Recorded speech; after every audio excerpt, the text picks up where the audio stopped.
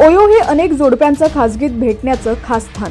पूर्वीची we are couple friendly ही tagline दूर करून ओयोनं नवीन नियम आणलेला आहे. त्यामुळे अविवाहित जोडप्यांसमोर संकट उभं राहिलेलं आहे.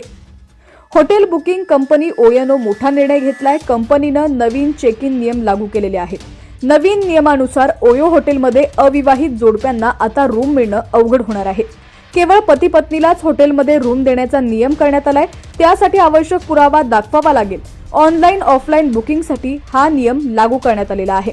जोडप्यांना आता मॅरेज सर्टिफिकेट सुद्धा मागितला जाऊ शकतो. अर्थात हा नियम संपूर्ण देशात अजून लागू करण्यात आलेला नाही. मेरठ इथं प्रायोगिक तत्वावर त्याची सुरुवात करण्यात आलेली आहे. या नियमाविषयीच्या प्रतिक्रिया सुद्धा कंपनी घेत आहे. बुकिंग वेळी ग्राहकांना विवाहित प्रमाणपत्र अथवा पुरावा दाखवावा लागेल.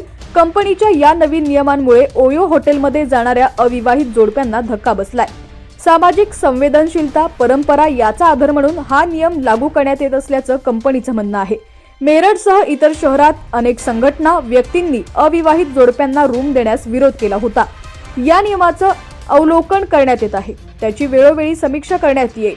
भारतीय परंपरा आणि प्रथा तसंच व्यक्तिगत स्वातंत्र्य याचा कंपनी आदर करत असल्याचं ओयोचं म्हणणं आहे. सुरक्षित आणि कौटुंबिक वातावरणाला कंपनी प्राधान्य देत असल्याचं ओयोचं म्हणणं आहे.